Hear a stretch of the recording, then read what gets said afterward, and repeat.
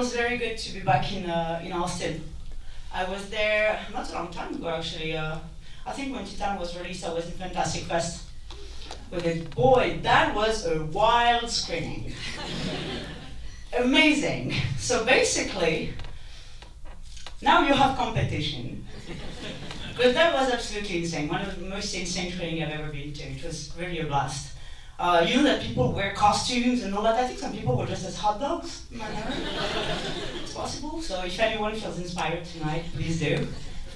You see how I am actually swiftly and subtly taking the pressure off of my shoulders to put it on yours. That's nice, so that I'm not nervous alone anymore. We can share that together. And actually, I think it makes a lot of sense because this screening tonight is absolutely not about me, it's about you. All right, because you're going to be the one watching it. And I make films, but you as an audience, you make cinema. So enjoy the pressure and enjoy the film. See ya. All right, so I'm Jeff Nichols. I'm a writer and director, and we're going to speak for about 30 minutes, and then we're going to open it up for questions. I'm sure you have lots of questions. And I don't want to disappoint you with my questions, although because I'm a writer-director and Julia's a writer-director, I have some questions about process. It's kind of how I want to start.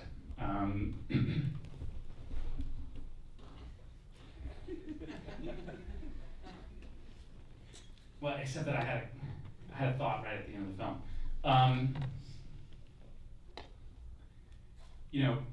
I want to talk about writing to start, but our relationships with these films evolve. And just back there, you said watching that final moment, how strange it was. I'm curious. The film that you wrote and the film that exists now, the one that these people just watched, what is the relationship between those two films? That initial thought and this thing that is here now? That's a good question. Then, the scene that you just watched, the last one, is actually my first idea. I started with the end. It was very clear to me that I wanted something to end like this, okay? And afterwards, I walked my way back to the beginning. I did a full 180. For 3 years, it was a long 180. And I answered all the questions that I had, like, who are these people? Where do they come from? Why are they together in that room? Why does the baby have some metal on her in its back? Why does she have metal on her belly? And all this, and it's like the answers existed already, but I didn't know them somehow. So that's how it started. And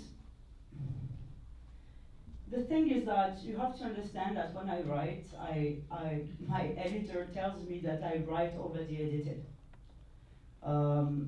I'm very precise in the script at all levels, and I talk to all of my heads of department. I write for the sound, I write for the CGI, I write for the prosthetics, I write for the image, and so on and so on. Because to me, a script is absolutely not a literary piece of art. It's not.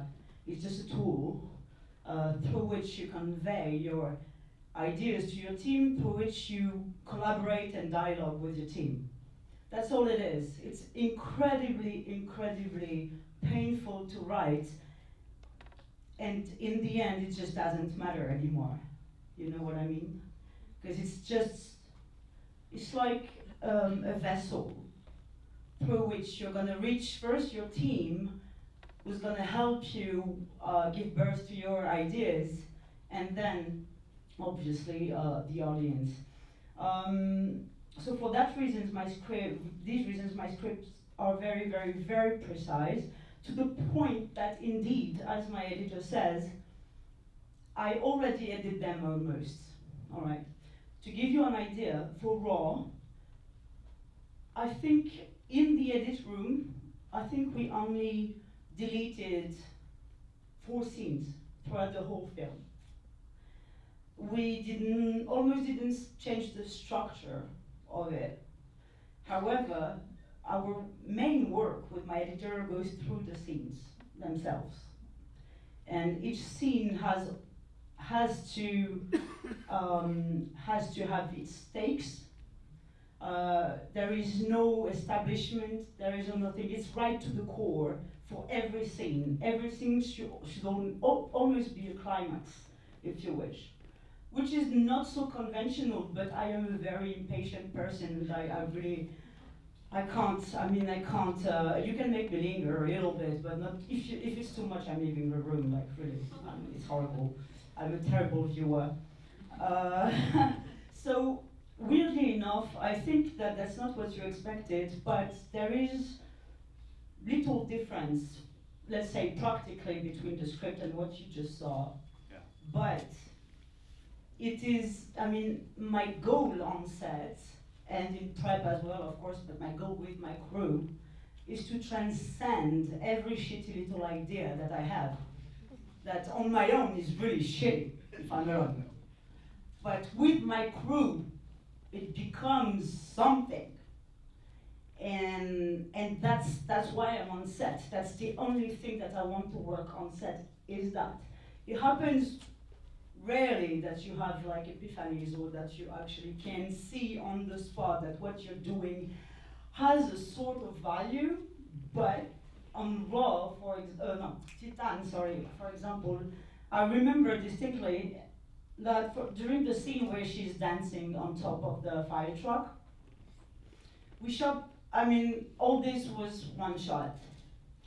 And after we shot it, it was a weird experience to me, because, on the page, you know in your head what you want it to be like and more. On the page, it doesn't look like anything. She's dancing on the truck. Awesome. I was watching my monitor, and then afterwards I go see my DP, and I tell him, man, I think that's bigger than us, what's happening right now. What just happened. It's all of a sudden, everything I had to say about my character's journey beyond gender was there in a nutshell. It was the core I was looking for, and that I was afraid that I was not gonna get to, obviously. And I told him, like, man, that's just way better, bigger and better than any of us here. And I said, let's move on. He said, you don't want to do another take? I'm like, nope, let's move on. And that was one of the most beautiful moments of grace I've ever seen on a monitor.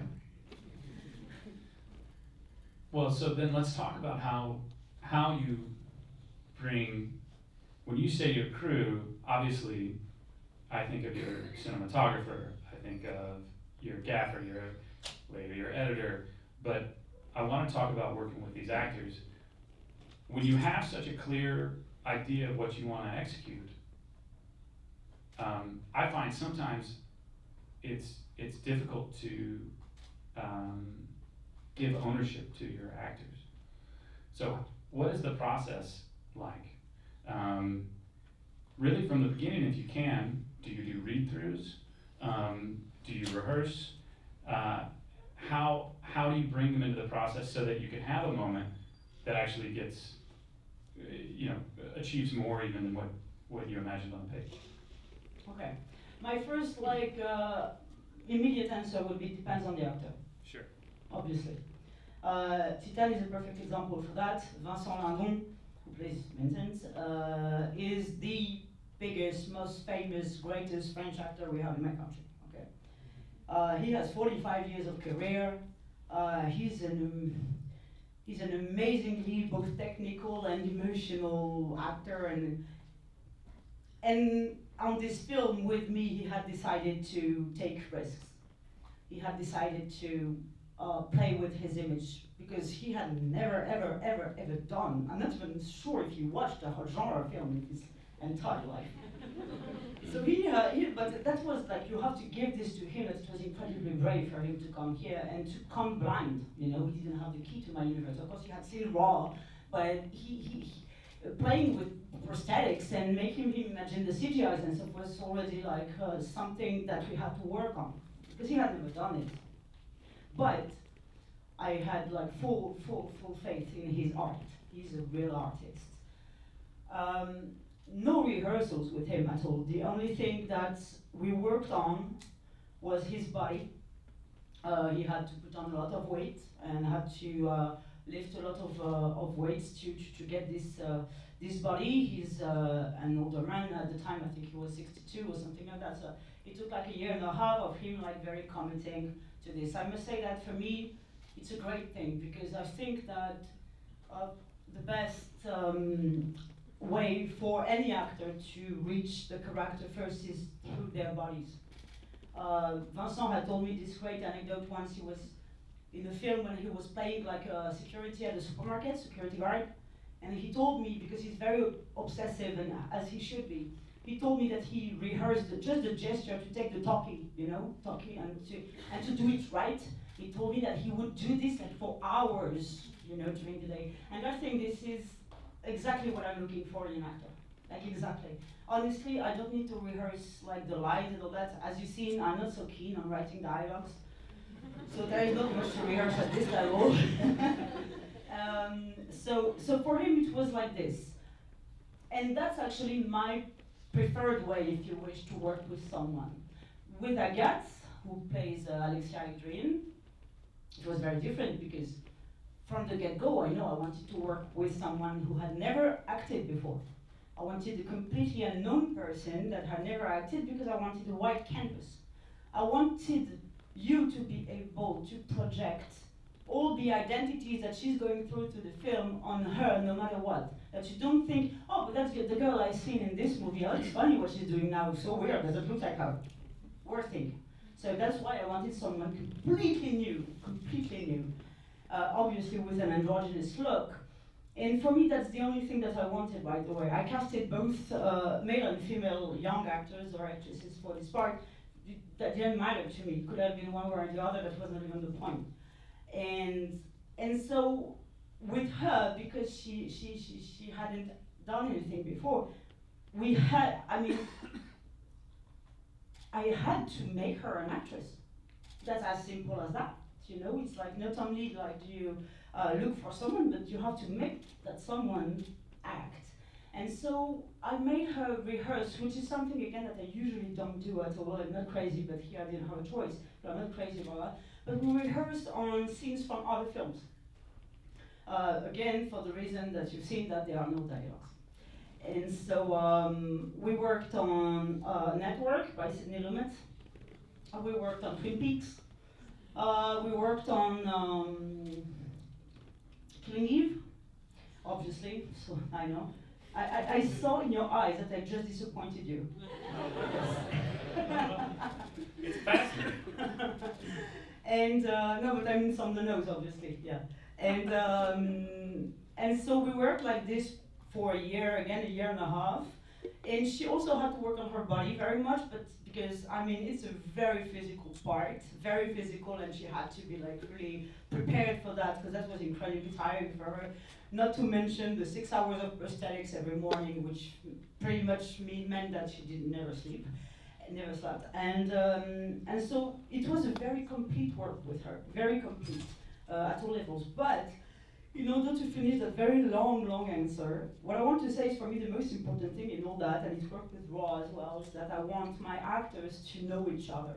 I want them to know each other very well, because it's going to be a lot of intimacy, it's going to be a lot of nudity, it's going to be, and there is no way that I take someone on that journey without them knowing what they're going to do, exactly, full transparency, and without knowing that they are completely at ease with their partner.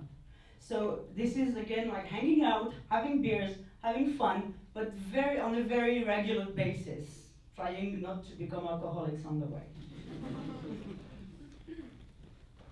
All right, so I'm going to move away from process just a little bit, because you almost answered my first question the way that I was thinking.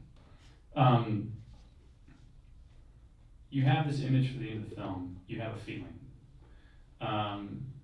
feeling that you want to transmit to the audience. I'm a believer that, especially with writer-directors, that when we make films, we have a worldview. We have a way that we see the world, an opinion of it, and whether we want to or not, the films that we make reveal that. I want to know if you agree with that, and if you do, what is your worldview, and what is it, what part of it is coming out here? Does that make any sense? Yeah, it does, actually, especially the part when you say what part of it comes out here, because obviously I think your worldview, fortunately, I mean, it has to change it through life, you know, and through age and through the world itself is revolving, and what changes, socio-political changes occur and stuff like that. So I think obviously your worldview is constantly in movement, which is great, otherwise we wouldn't be making art. I think in this film particularly there is something that is clear to me in retrospect, honestly, because it's I work a lot with intuition, I work a lot with energy, and I try not to analyze too much what I'm doing. Okay, I try to not have this distance too much. You need a little bit of distance, but you don't want to psychoanalyze yourself, because this is when you get complacent, you know, so you don't want that. Here, I think that, I mean, it's clear to me that obviously there is the question of gender that is at the center of the film, and I was very, very, very adamant that to prove, not prove because I don't think we have anything to prove, but to make you feel that gender is not something that is a definition of anything. That is not something that is set in stone, that is not something that means that we're going to have this life, that we're going to follow this path, that we have to act like this on these days, that we have to do this and stuff like that. And the reason why I wanted to do that, although it sounds very theoretical as I'm saying it right now, is because personally, as a woman, I suffered from my gender a lot. And I felt so many times in my life that that was not only limiting me, but that made me a target for everything, every danger in the world, pretty much. It made me a target, punto basta, just a target. And that title, it enrages me so much, you know, that I think I kept that rage very much alive for me to go through the entire writing and the entire directing of the film, because it was my entry point for such an unrelatable character that she is. Obviously, I'm not a psychopath, and I don't.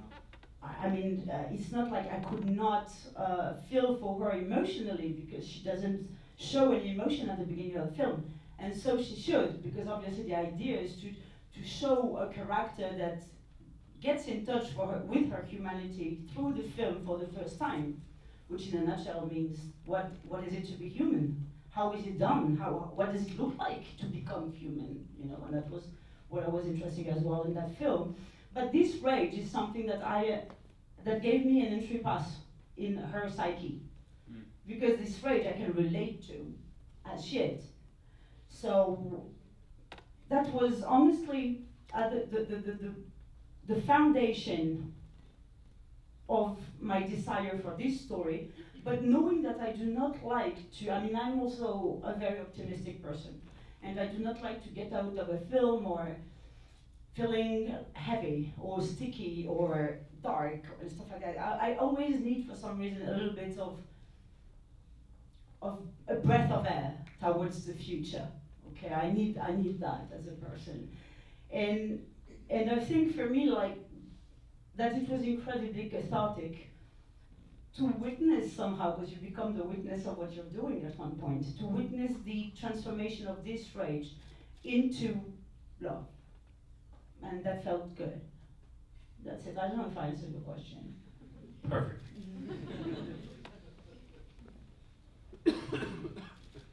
Gives me a lot to think about.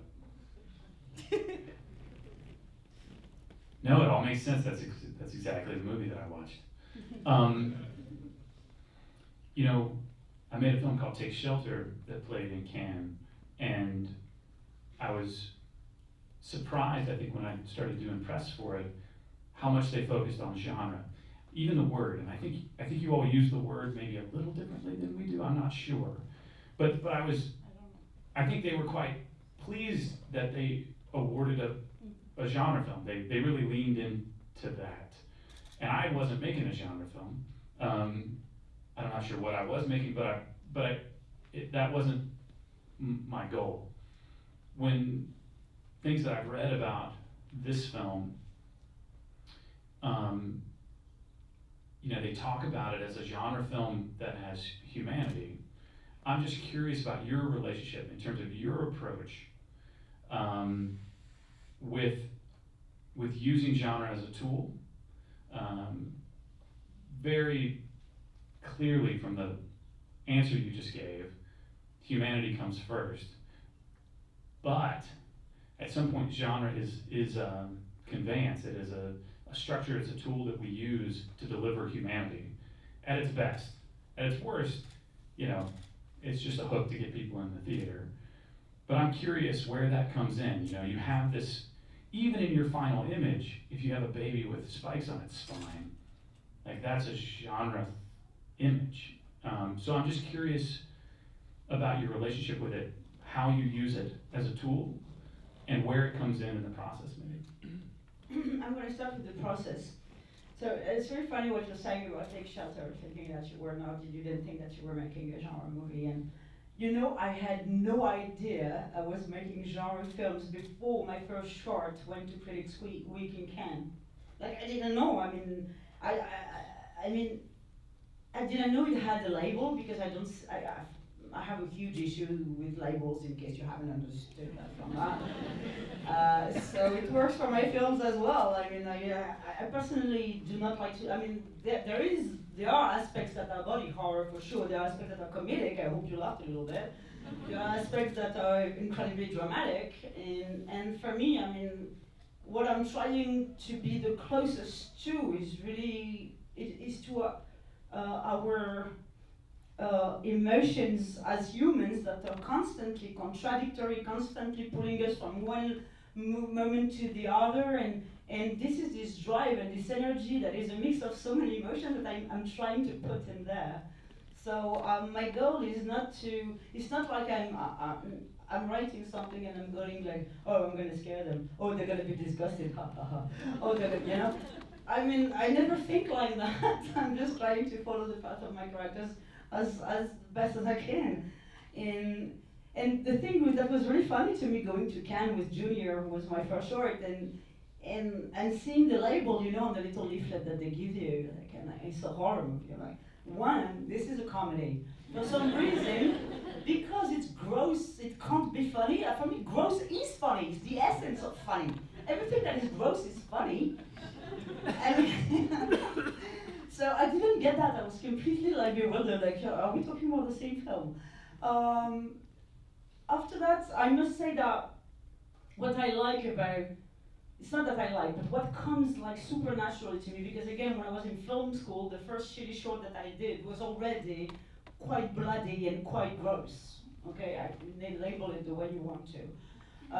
But it just, for me, I think that it's not liking. I don't like to write dialogues, and I don't like to explain stuff. And I think that my whole energy as a filmmaker is drawn towards the image. I always, when I write a script, I write a scene, and I don't write dialogue. I only challenge myself to see how far I can go without having to have anyone say anything. And if you're gonna understand, if I can bring up emotion around that, what kind of mise en scène can I imagine so that it all relies on the image and sound only? Because that's what cinema is, image and sound, And so that's really something that I'm passionate about, because obviously all the films that I've always loved, that have struck with me, are films that are more than anything that use the symbol to a very organic effect. You know what I mean? And it's amazing how much an image can strike you to your core. It's amazing how you can use ultra bass all around here, and how it can move, you know, your stomach and your intestines, and you feel it. You feel it physically, you know, and for me this is enough to tell a story, this is enough to talk about a character and to feel their emotions. So that's why I think that the body horror comes so easily to me as well, because it doesn't need any dialogue over it, so then I go, oh fuck, I think I have metal in my belly. No. So, and also, I also want to say that I think this is something that comes from childhood, very much. Because I have always written very, let's say, unrealistic stories since I was a kid. And I think that, honestly, mythology has had a huge impact on me. When I was a kid, I was passionate about mythology. And in everything that I do, I try to relate my story to a mythology, to a myth, a Greek myth, or even to like elements like the Bible, in a non-religious way, obviously, but because the image that these foundational myths convey are incredibly striking. I mean, if you think about Satan eating its kids, I mean, talk about gross and relatable and gory. I mean, this is, again, it's like, and this is, I love the fact that these gory stories are at the foundation of our humanity and our civilization. It's not say humanity, but at the basis of our civilization. And we come from these are very like, for us, it's, they are incredibly foundational, you know, and we come from this kind of horrible stories. The Bible is incredibly horrible.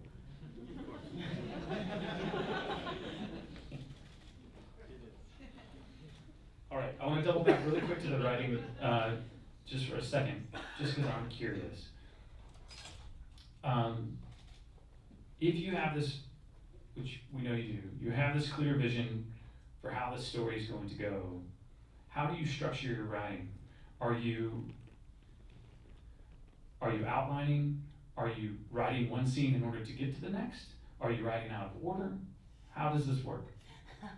I think my agent is laughing at shit right now, because he knows how I write, and I think I have like the most chaotic process in the world, which is terrible for my producers, by the way. It's like, really, they hate me for that. Outlines, I think I tried once, didn't go well. Not for me, I don't have the patience, I'm annoyed. And I get to the point when you have like a good scene in your head to just summarize it in 3 shitty lines where you can't like put anything that has something to do with the image, or I don't get it. So my very poor process is that I start right away into the script. Never do that, it's always an entry point for travels. It's really, really, really not a good thing, because what happens is that you start writing and writing, you end up with a first draft that is 300 pages. It's virtually like, you cannot do anything with it because it's way too much, so you have got to go back to the scratch and redo again. And that's why every film that I've ever written has taken me 3 years, which is incredibly long. And so don't do that. I have a very chaotic process. That's what I wanted to know. All right, it's about time to start to open it up for you all. Just be thinking about your questions. If anybody has one that they want to ask right this second. Yes, ma'am. I want to say I love your movie so much, and I Thank was you. watching this and Raw. I was just thinking about how intricate the special effects were, and you touched on it a bit, mentioning prosthetics. So I was just wondering about your process of how you develop the visual styles and the prosthetics, and especially with this film's time, because of how ambiguous you could have gone with it, more so compared to Raw, where it was a little more set in stone. I feel like the cannibalism versus this one, it's the melding of humanity and machinery. So I was just wondering about your process there. Awesome, good question, thank you. Okay, so I'm an annoying purist, I think. I like everything that I can touch and with which I can play. So I love any kind of fluid, I love to test all the fake bloods, I love to try them and taste them, I love to play with the prosthetics, I love to, like for example in Raw, there is this scene where all the students like are covered in pig blood, you know, and when they are taking the yearbook picture, and I just envied them so much that I was just behind and I got drenched as well with the fake blood because I thought it was so funny. So I love prosthetics. For me, this is a joy. I feel like I'm 5 years old when it comes to prosthetics, and I would never ever lose, I think, this this aspect of my work. Apart from the childish element to it, I think it's also, one, it's best for the actors because they have something to play with. And for me, prosthetics are always like another partner for the actors, you know? And it also immerses them very much into their characters, obviously with her belly, for example. I mean, we shot in chronological order, TITANE, and you know, like through the weeks, she had a bigger prosthetic every morning, and I can tell, like, you know, her body was moving different because the last one is very heavy, so she was like acting more like a real pregnant person just because we have done this chronologically, and because, you know, it made her body, it made sense to her body, you know, that she was pregnant, because if we had done like no prosthetics, and then 2 weeks later, big prosthetic, I mean, it would have been, you know, less organic for her to play with. So I think this is great for actors, great for me, great for the crew. The only setback to that is that it requires a lot of resets, and the resets are long, like long. It's like, I mean, you can use a prosthetic like 1 take, 2, 3 takes. After 3 takes, usually you start to see the glue, it starts peeling off, and every reset is like an hour and a half, and then you get mad, and it's like annoying.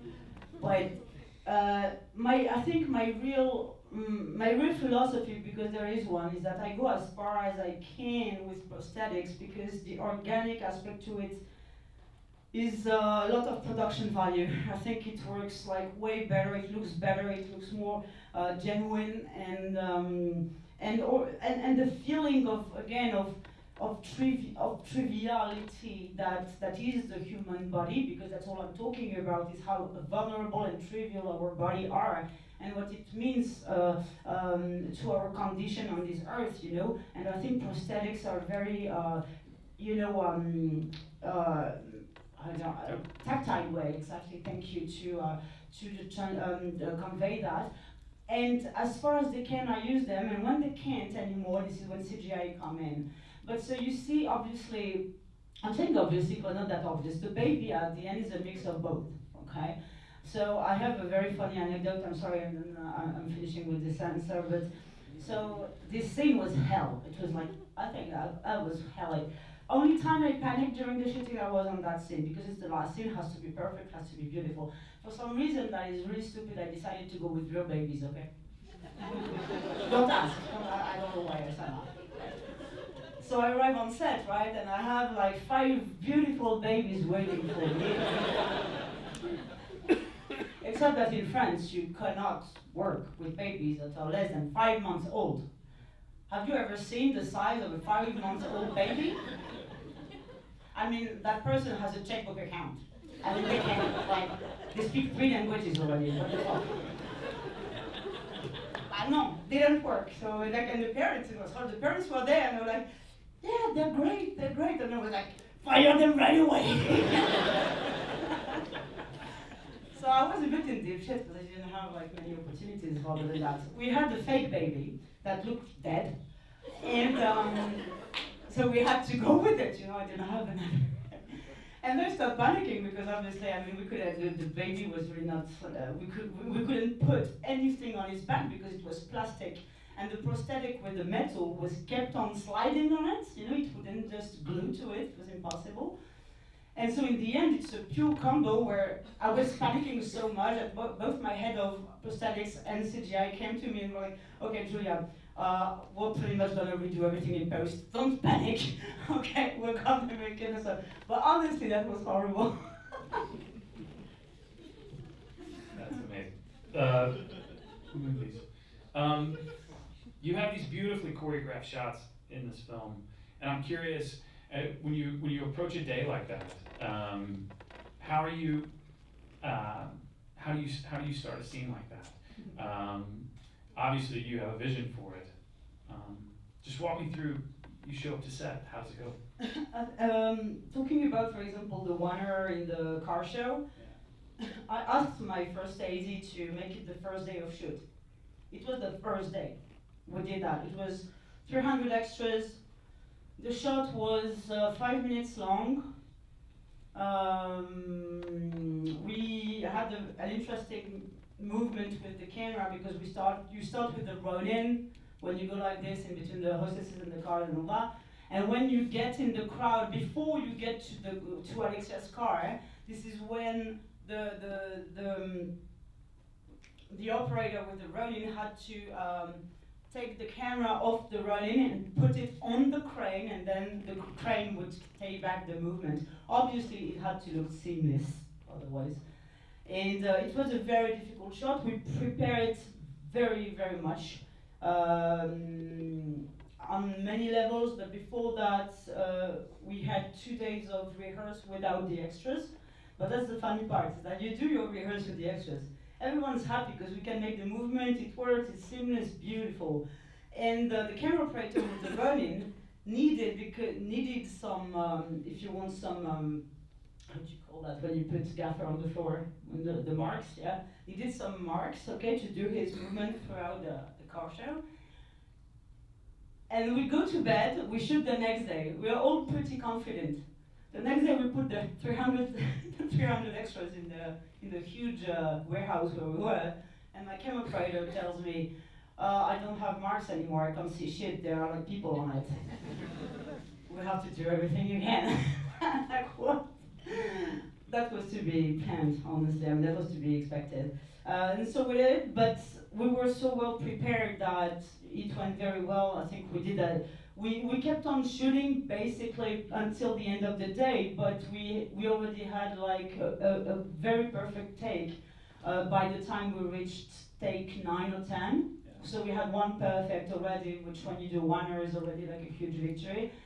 And the extras were absolutely amazing. The dancers were really, really, I mean, I bless them, they were really good, all of them. And what I like about this particular example is that I always ask my first aides to put the hardest shot first day of shoot. It's a risk because we don't know each other so well, so you know your head of department, but you don't know all the assistants, you don't know all the gaffers and all that, right, all the grips. So it's a little bit of a risk, but if you manage to survive that day, then your crew is like this. Everyone is so close-knit, because in these oneers, everyone has something to defend. You won't see anyone smoking a cigarette outside because they're bored. Everyone is on set, everyone has something very hard to do, and everyone wants to take pride in it. And that's amazing. You do that day, if it goes well, your shooting is pretty much clear. I think I read an interview with Vincent, Yeah. and he spoke about you as a general. Shit. Pretty apparent. Any other questions?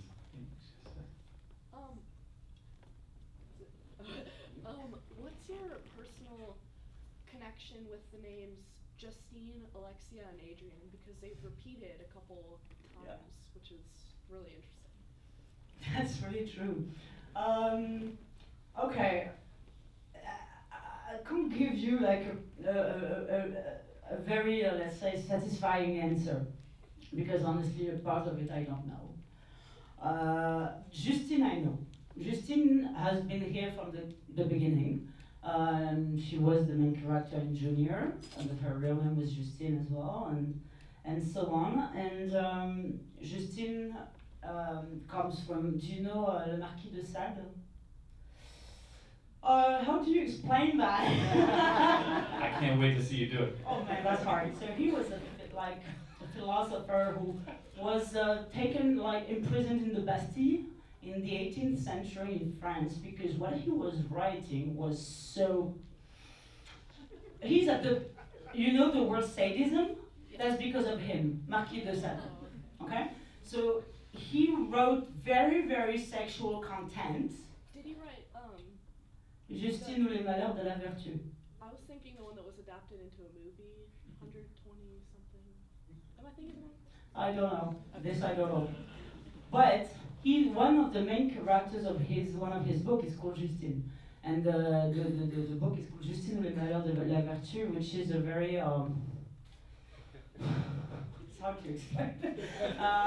Which is, let's say, that formed the basis of SNM, if you wish. All right, it's a girl who discovers sex through mise en scène. Well played. Thank you. I'm very proud of that one. In the back? Yes.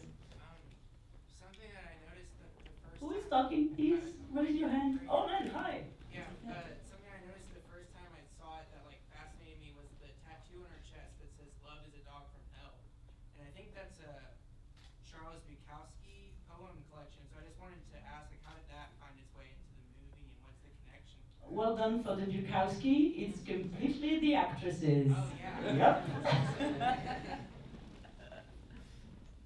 Yes. Yeah, I love not just the score but the soundtracks to your movies, and the songs are so important, I guess, to the action of it. What's your process with that? Do you come up with it while you're writing? Is it? Man. And you know, it's during this Q&A I really feel like a control freak, like a horrible person. It's written in the script, man. It's written in the script. Okay, everything, all the sounds that you hear, that's the funny part. Because for me, it's easy to write them in the script because also there are songs that, as you said very rightfully, they have something to do every time with the scene that's happening under our eyes, or with the state that my character is in and stuff like that. For me, the soundtrack often play like another character, if you wish. You know, that's why it's so prominent and so important in the scene. Obviously, the Future Island track when Vincent and the firemen are dancing in the pink scene. I mean, if you look at the lyrics, it's like it's literally all the themes that I talk about in the film. You know, and also I'm a great Future Island fan. But everything you hear is what I listen to in real life. But it's all in the script. But the funny part is that for me it's easy to write it. Oh, I want the kills. Oh, I want this very big hit from the kills. No problem. I want it through the whole song, of course. And the same. Also, you've seen that I always use the entire song. Never a piece. Always the entire song. And then you get your musical supervisor accordingly. Julia? When you mean like the Kills and Future Island and also the Caterina Caselli, all Italian pop is really expensive. But you mean like what, 1 minute? I'm like, no, full song every time, full song, of course. Why? Why are you talking to me? Why are you calling me like it's obvious? And he was like, but this is not in the budget. What can I tell you? It's in the script. Read the script, it's in the script. I don't know what to tell you more than this. And then, with the poor Guillaume, he really sincerely had to overdo himself to negotiate the rights for every single of this song fully. And they are not cheap songs again, but honestly, he just transcended himself. I don't even know how he did it, but he managed, and that's why I work with him. Yes. So to coattail off the question of the soundtrack, I want to test how much of a control freak you are with this. Okay, so there are a couple choices where you move from diegetic to non-diegetic, back and forth. Is that in the script, or is that something that you discover in the editing process? That's a good question. It's both. Some of them are in the script. It's very clear because again, like when I write, it's really immersive in my head. Like I see everything and I hear everything. So sometimes it happens that I pass through Jet. Thank you. And I'm gonna say it in French now. And it's already in my head. Sometimes no. Sometimes it's also like feeling when you're in edit and stuff. And my editor does it, and I go, "That's good. Keep it like that." And stuff. Fortunately, you know what? I am a control freak. That's very, very, very true. But I would be nothing without my crew. I'm saying this like the only reason that I can make films and that we can achieve something that we all love is because they're there and because we work well together and because I trust them and they trust me, and I'm not alone in this. Back there, yes. Me? Sure. Oh my gosh. Okay, so first off, I just want to say thank you for being here. Thank you for making my favorite film of 2021. Thank you. No, thank you. Wow, where do I start? The beautifully shot, beautifully acted. The fact Agatha was a non-actor with Vincent, incredible. And like in terms of the tattoo, like he was talking about. But okay, I have so much to say. I'm trying to narrow this down.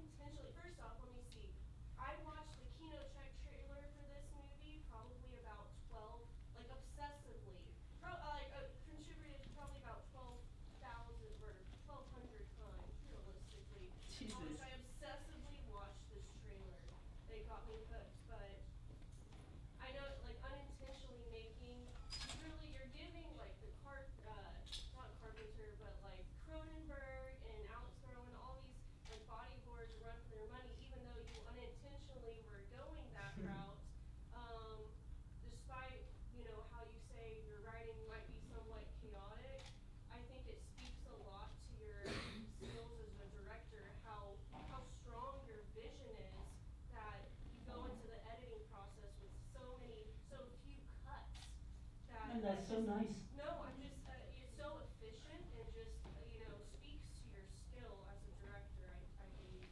But, yeah, going back to, like, the question, trailing off to music, sometimes when I'm writing, there's a certain song that speaks to me, and I almost, the vision comes more from the music, and, like, the story that I'll think comes from the song that I'm listening to. So, just curious if that's similar to you, or the music kind of overflows, incorporated to your writing, and then also, sorry, I know there's so many questions I want to ask. No, don't worry. No, but that's an interesting question about, it's always like intertwined. It goes with, like, I don't know, for example, sometimes you decide, like, that you're going to put this song in your film. Like, there is a song for XYZ reason, because, I don't know, it's a song that you liked when you were a kid or when you're a teenager, that is important to you, and you're like, I want this song in my film 100%, no matter what I'm doing. And then it's true that you create the scene for the song, in this context, so that happens. And sometimes it's just like, you hear a song like this and you're like, oh, but that I think that it would be great with that scene, especially because, for example, it's a very upbeat song, but the scene is sad, and vice versa. For the example with the Caterina Caselli when she's killing everyone in the house. So I love this song, and I love it because it's super upbeat. It's a little bit warrior-like, because the lyric says, no one can judge me, not even you. And I think it was perfect for the lyrics for that scene. But at the same time, it's super pop, super 70s, and super speedy.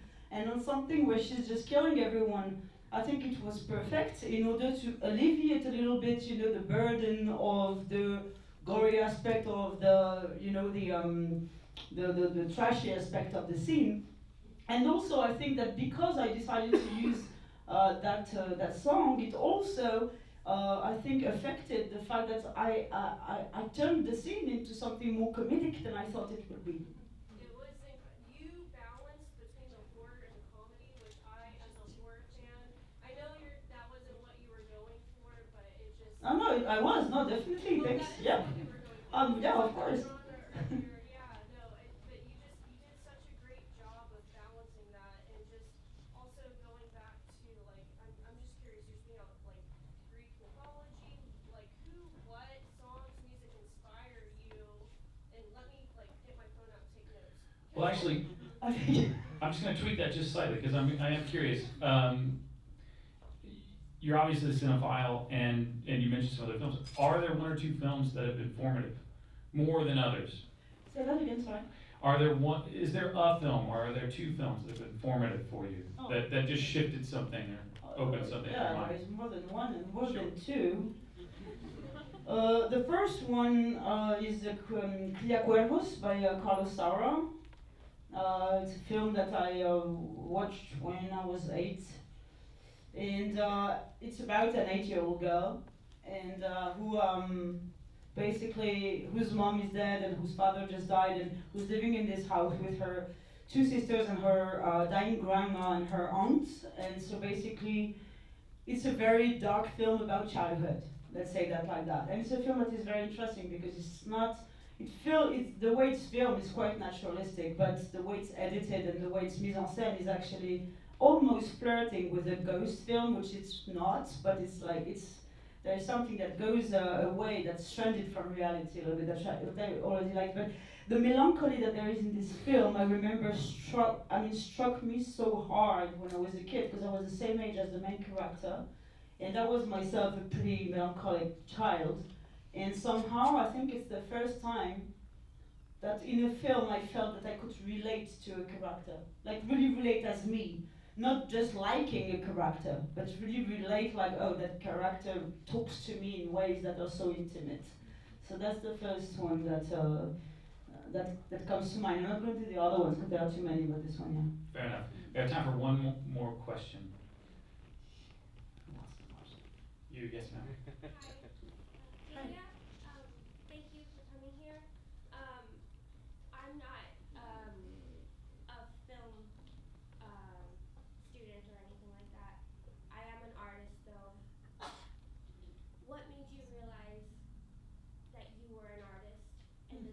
form and media that you wanted to use? Thank you. Oh, good question. I think I'm gonna play as well, Jeff, in it.